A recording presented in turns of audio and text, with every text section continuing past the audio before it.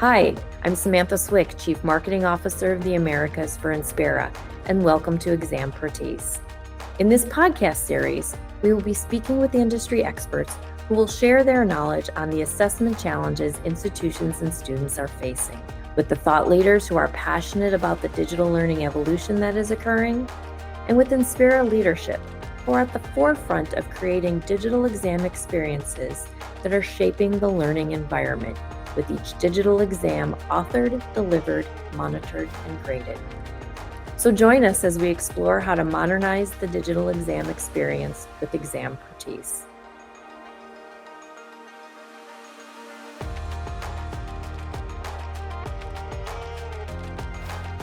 Joining us on this episode of Exampertise is Tom Hoffmann, an assessment and education leader with over 25 years of experience.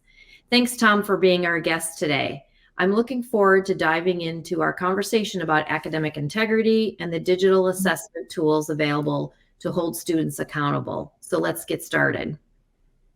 Could you please introduce yourself to our listeners and describe your background and experience in the higher education assessment space? Sure. Thanks for having me. I'm Tom Hoffmann, and how I got in the higher education space. Well, I started my work in assessment at Boston College. I first started as a sort of web developer and publications person, and then that led to some more work around online data collection programs and applications. And those applications really got me around the technology of the space. And then from there, I started a company with one of the professors there, Dr. Michael Russell, called Nimble Assessment Systems, that enabled folks with different accessibility and accommodation needs to use the same interface, but it would adjust over time. And then that led me into working into the standard space, particularly the then IMS, now One Ed Tech. And that standard space opened up the larger space of assessment for me, including those in the higher ed space. And then I went on to some years later, working as a director of product strategy and solutions at OAT, and did quite a bit of market research in the area of the higher education space as a product strategy person. And then again, that connected back to the standards work that I was doing. So I've had a lot of interactions with the problems and areas of concern in that higher education space. You have an extensive background, and so I'm curious, based on your perspective, could you share some insight into the learning and assessment codependencies that you're witnessing in the market today?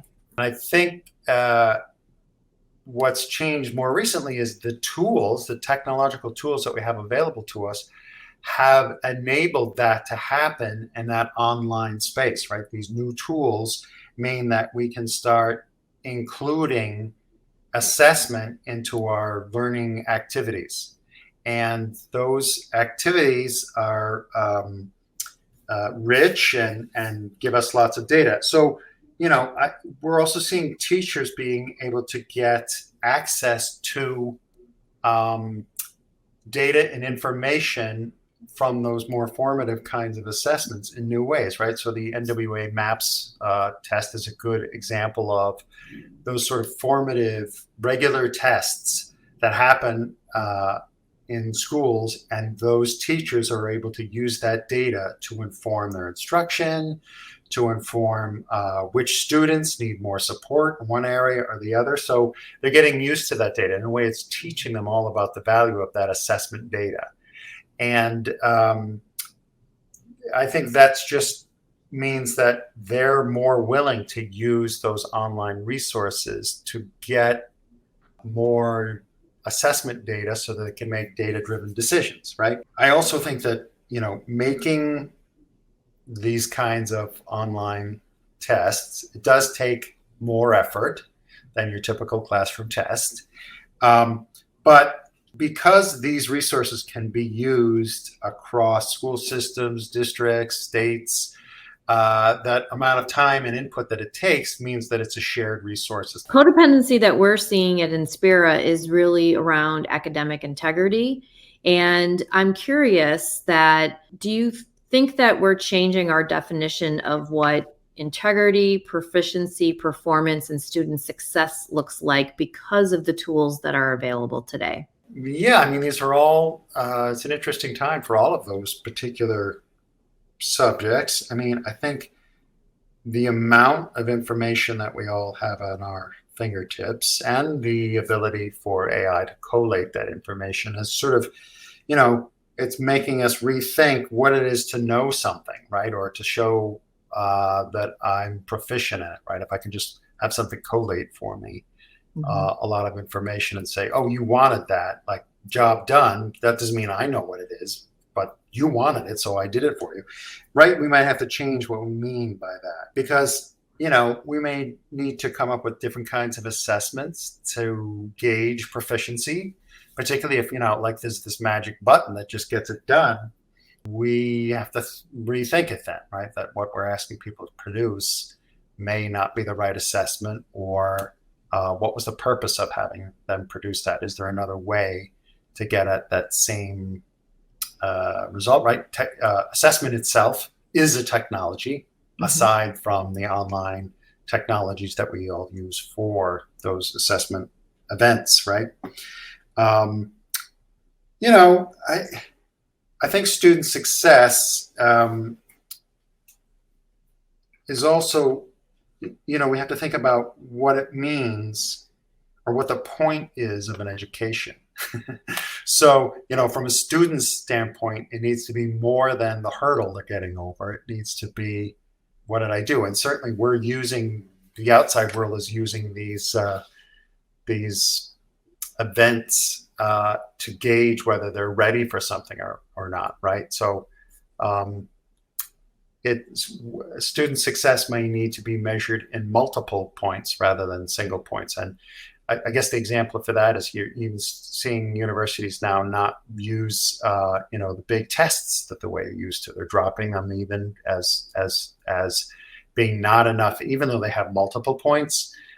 Even though single high stakes tests can be misleading, or they're not the best way to gauge whether you're going to be successful, right, in the future. Yeah, I think it's interesting because digital assessment is evolving, to your point, and the proficiency, performance, and student success part is really related back to the types of assessment, right? It can be diagnostic, so that we understand, what are the areas that a student may need to work on, or that is that they are proficient at, right? From a proficiency standpoint, what's your classroom success rate look like from a particular chapter, to formative and summative, right? And then eventually authentic, which really allows you to capture the essence and the concept and be able to apply that concept to whether it be real life or your job or your career or whatever. And that ultimately is the goal, right? But you're completely right. There's all those other assessment types along the way that play into proficiency, performance, and student success. Yeah. Let's talk a little bit about academic integrity for a moment.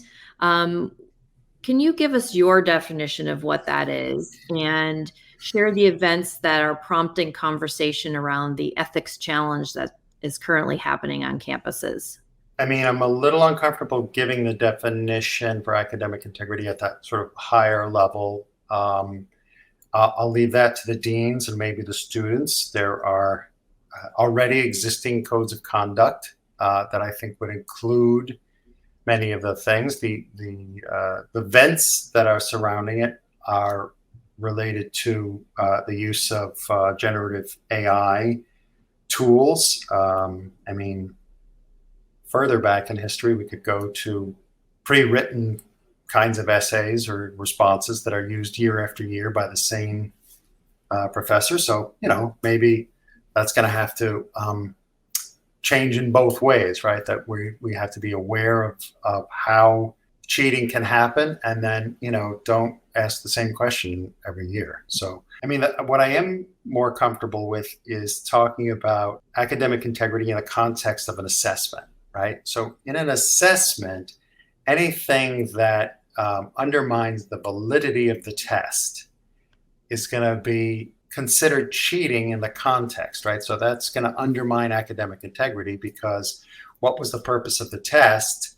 That's difficult to tell if we've had, these other tools that have participated when they weren't okay. I mean, I'm sure there's contexts where using those tools is okay, and there's contexts where it isn't. It depends on the question that we're asking. It's going to matter with the context and the purpose of assessment. It gets back to that purpose of assessment thing. So what tools we're using at certain times and how we can figure out if they are using those tools, right? So there are all sorts of tools now that, it was easier with the pre-stamped. I think the AI stuff puts the new wrinkle in it, right? Be interesting if that 10 students all asked it to do the same thing. Is, what kind of information it's going to churn out something that looks almost identical. That's going to be a flag for the professors as well. So it comes down to, at some point too, for the students, like, what did they want to get out of their own education? There's a purpose for having you do things a certain way, right? And it's hard when you're young. It's tempting to to try to take the easy way out and get the sure grade. But you're a participant in your own education as a student, and you've reached the age of adulthood, and you're going to have to be accountable for your actions too. So that's what the codes of conduct are going to cover, and it may be just enforcing those in ways that maybe we've been reluctant to do in the past. Fair enough. I would also like to mention, though, much like the countless innovations in learning that we've encountered over the years, such as the calculator and computers and Google search engines, both students and faculty have had to adapt on how they've utilized those new technologies at the time and then incorporated them into the classroom. Do you think faculty should adapt this new technology into their courses? And what do you think their role will be in utilizing it? I think that faculty could play a part in teaching the value of the tool, right? Wow, here's this new incredible thing that does this amazing thing. But then they can also, secondly, go into the areas of what is not great about these tools, right? It doesn't know what the truth is, and it doesn't know what you think, right? So you're going to be misrepresenting yourself if you turn in something that's generated without your interpretation, right? So, the wrinkle there is that, in the future, in your work life, would you be using these as rough drafts? You might be, right? And then doing the back research, right? So, well, this was a good start. I just saved 2 hours of having to find possible resources because I had, it basically took a Google shortcut. And think of that, like using Google now is the shortcut that we all use. We accept it instead of, nope, you have to go to the library and use the card catalog. That's the only way to get information, right? So I think we're going to have to adapt to that. The faculty are going to have to adapt to that, and they may have to adapt to the kinds of assessments that they're using. They'll ask it in different ways. They'll have to make overt statements about when you can and can't use the tools. It's a new interesting space, right? We're going to have to figure this out as we go a bit. I think we'll be able to figure it out. And maybe learning is different than it used to be. So I'll give my examples from the fine art. That's where my training's all in the fine arts, right? And so in that field, imitation is an important part of learning to be a fine artist, right? So you imitate other artists, right? There's that favorite quote of Steve Jobs by Picasso of great artists, good artists borrow and great artists steal, right? And it doesn't literally mean that they steal your painting and sign their name to it and put it up there, but it means, we're all building from the past work of other people, right? It's how academia moves forward. It's how the arts move forward. It's how people move forward, is by, standing on the shoulder of giants of the past. So um, there's an acknowledgement, I guess, to that. But in the context of having some of the new tools around, this one I think is catching us by surprise because it seems like such a big leap forward that we haven't had to incrementally figure it out. But I think we'll get there, right? We'll figure this out as we figured out the last technologies, right? Totally. Absolutely. I know another big passion piece for you is around accessibility. Could you share a little bit about how you feel the tools that are available in digital assessment today are really helping those that have both learning and physical disabilities? This is definitely a big area of interest of mine, and one that has sort of kept me interested and engaged in the field for many years, is because that was my beginning research work, was working with students who had particular special needs and coming up with technological solutions. And I think that's one of the big wonderful things in the last 20 years is, we all love our little gizmos and devices, but these have been, by a huge factor, much more impactful to people who have these kinds of needs, right? It's given them access not only to the information, but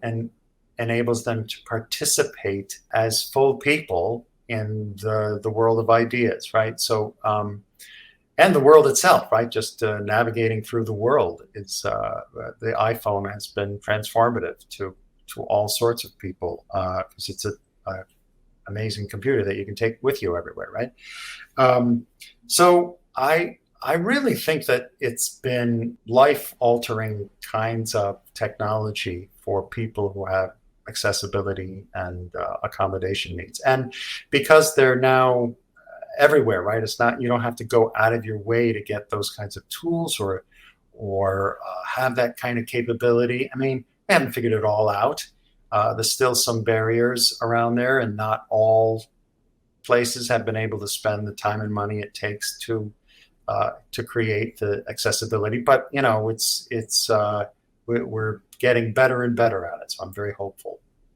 Do you have any of the examples you can share of how some of those challenges were met with a digital examination? Yeah, I mean, again, I'll go back to my research days, and for me, the one I can think of is we had some sign language supports for math exams that we were given. We tried to pick a English or reading kind of test, and at the time we were comparing the difference between avatars, these fake animations, and live recorded videos. It turns out that the avatars at that time, probably still, are not adequate enough to communicate effectively, given that there's so much about sign language that's related to emotion, facial expression, all those things, the fluidity of the body, that sort of thing, communicate information. And the avatars were just like so far down the ladder of communication that it wasn't really effective.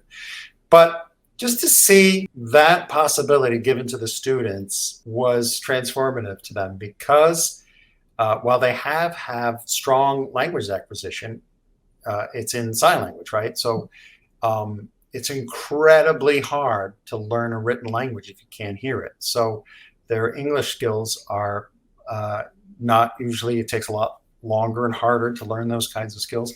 And so they're not usually up to the grade level that you're taking. So, you give an 8th grade math question, and it may use 8th grade English, and you're not really up to that. So to be able to take that exam and understand what they're asking you was, the student's response to that was just like, this is incredible. I can actually, I know how to do the math. I just don't know how to, I was confused before by the question. And so if we can include things like that, and many of the statewide tests have started doing this, those kinds of supports allow people to participate in these large-scale assessment kind of things. It gives people agency to participate without having what we consider these regular kinds of assessments be barriers. So, yeah, to me, that was a transformative thing for me in my career because I saw it being transformative for the students' lives. Awesome example of how digital assessment can rise to the occasion to help include everyone. Lastly, before we go, we've covered a lot of ground between academic integrity, generative AI, accessibility. What do you think, or do you have any additional thoughts on what the future holds for digital assessment and maybe more specifically academic integrity? Academic integrity, they're going to be related to the technologies because we're all using technology in our learning places now. I'm pretty hopeful that we'll be able to figure out how this all works, right? Some of it may mean, having to go back to basics and say, well, what is learning? How do I assess whatever I was thinking I was doing, right? But again, maybe that's just because, when you don't understand something, you're scared of it. So I think we'll be able to figure it out. And we have many of the tools already. As I said, the codes of conduct pretty much cover these things already. And then we'll get better and better tools at being able to understand if these kinds of tools are being used when they're not supposed to, I guess, right? That we have online, even proctoring and invigilation tools that collect data that we can use to make some decisions about. And, when people start knowing that that's also going on, maybe that'll help curb some of that, the temptation to take the easy way out. So I have no doubt we'll adapt to it and we'll get there.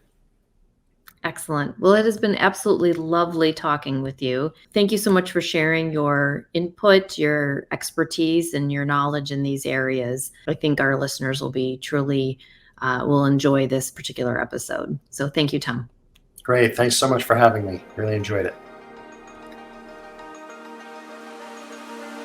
Inspera has over 20 years of experience in the digital assessment solution space, providing institutions with a platform that supports the entire examination cycle.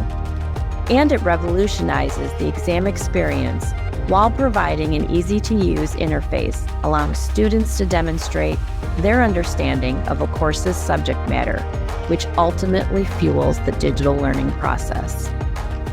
The views expressed by the participants in this podcast are their personal opinions and do not necessarily reflect the views or opinions of Inspera. Inspera disclaims any responsibility or liability for any statements made in the podcast by the participants.